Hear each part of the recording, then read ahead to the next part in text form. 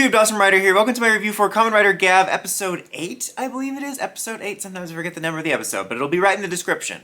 Probably. So this was kind of the conclusion to a two-parter. I mean, it was, but it just felt like a really weird soft two-parter. I think, honestly, my only overall negative for the two episodes, it's not even a huge negative like it dragged the episodes down, it's just that I wasn't really at all invested in the side story of the characters, which, to be fair, I can think of very few times I've actually been invested in the storyline with the filler characters in Sentai or PR. That was really my only negative, is I really wasn't invested at all in what was going on with them, but I do like what it did for our characters, in particular Sachika. I mean, I think the main positive to come out of this overall arc, in particular this episode, was a little more focus on Sachika, giving us a little more insight into her character, and getting the trio together. You know, the trio, Jonathan, Warren, and Andrew.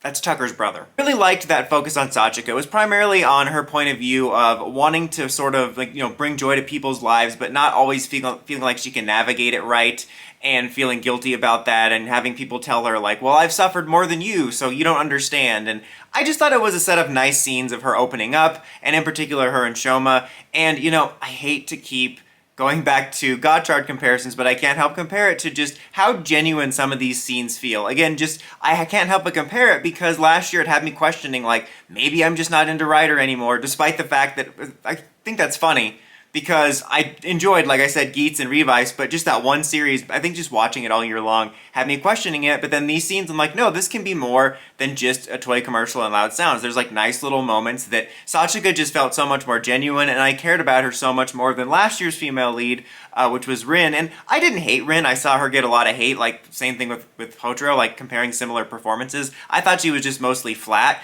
But in this episode, I found her to be a more genuinely believable human. So I really liked that, and she even had a nice moment where she comes into the battle at the end, and she has a nice, fun banter with the characters, which I want to touch on something with that at the end. But yeah, that was a nice moment for this arc, and probably I think one of the most important things about this arc, and not the side characters. And also getting to see the trio sort of come together and interact for the first time. Obviously, we've seen them all interact in different pairs, Hanto and Sachika and Hanto and Shoma, but now we actually have all three of them interact, and it's an interesting dynamic because I've said before I love the pacing in this series, and I feel like in most series, by episode 3 or 4 at latest, everyone would know the secrets and they'd be just a team investigating stuff together. But I like that we got a taste for their dynamic when not all the secrets are out. I also keep forgetting Sachika doesn't know Shoma's a writer, but she doesn't know anything about their writer identities, and then their other two writers are hiding their identities from each other. And that's really interesting because I think it's fun to see their dynamic before the secrets are out. They have a really good chemistry and banter and dynamic, and I'm looking forward to seeing more of that. And I think it'll be interesting to see how it evolves. I'll be curious if everything will come out at once or if it'll be in segments. I think that could be kind of interesting because then you could have a sort of change in their dynamic as different sequence are revealed. Thanks, Kripke. I just really enjoyed it. And like I said, I know I'm a broken record with this, but I love the pacing of this. I love that we're episodes 7, 8, and we just now have this team together, and yet all the secrets aren't out yet, but it doesn't feel dragged out. It feels right, and I think they built up the chemistry and the connections between them, and it was just a lot of fun to see them interact, and I'm eager to see more. And a lot about their dynamic reminds me of the Build team. A lot about this series, in a way, reminds me of some of the dynamics of Build, but in a different way. Like when we first learned about how Valen was going to come into the show, I thought we might have a similar dynamic to Ryuga and Build, and we do in a way, but I think their dynamic is completely different, the chemistry. But I like that it reminds me of that relationship where it's more about them being friends that might be in conflict later than being rivals, but it also feels wholly different. But just the spirit of their interactions reminds me a lot of the dynamic of the Build crew, and I really like that because I liked that dynamic. And speaking of, one of the things I liked about Build was, like, the humor balance. Toku humor is very hit and miss for me. There's a lot of humor because the culture is just different, and also it's aimed at a younger audience of a different culture, so some of it I will just find obnoxious, but there is Toku humor that lands for me, and Build was an excellent mix of humor where it had a lot more humor that landed with me,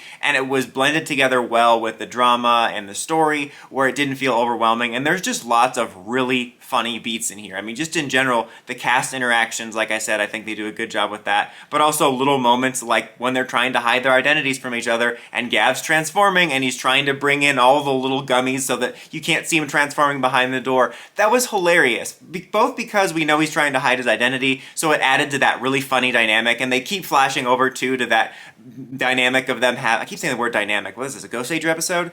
But they keep flashing over to that little scene of them having their inner monologues, which is funny. But it really does, and I'm going to use this word one more time, probably. But I like that it, highlights that dynamic of him trying to keep his secret identity. But it also feels kind of meta, making fun of how the Rider transformations get so big now. Because usually, outside of stuff like Saber, they don't have like a transformation sequence like Sentai, like it's out in the real world. And it's kind of hilarious as we've gone on. You have huge ones where you have like a giant vice stamp and stuff and all this stuff floating around them. And I just found that to be really funny. And then him peeking his head around the corner at the end, like that's the type of subtle humor that just works for me, and I really enjoyed it. And I enjoyed getting to see both Riders fight together. The fight sequence was really fun and memorable. The fights have been top tier in this. I talked about this a lot in Boom Boonjur, where not as if like all Sentai fights are boring or anything, but I think the last 2 years, in particular Boom Boonjur, have stepped it up with cinematic fights. And I feel that this is on the level of Boom Boonjur, where I really love watching Superhero Time each week, where the fight sequences are some of the best I've ever seen, quite frankly, because in my opinion, like in Sentai and Rider, as you get into the series, you kind of get business as usual fights. Not that they're terrible or anything, but you're going through the motions, and then every now and then, maybe when you have a big reveal or a big fight or a big debut, then you'll have a memorable fight. But almost every episode has something unique about it, and this was a really fun dynamic showing off the two Chocolate Riders fighting together. I also really liked like little moments where it's funny because like certain characters know certain things and then the audience knows certain things. Like sometimes you'll have a dynamic where you know more than the character, or you and the main character know more than other characters, and I think it's interesting that us as the audience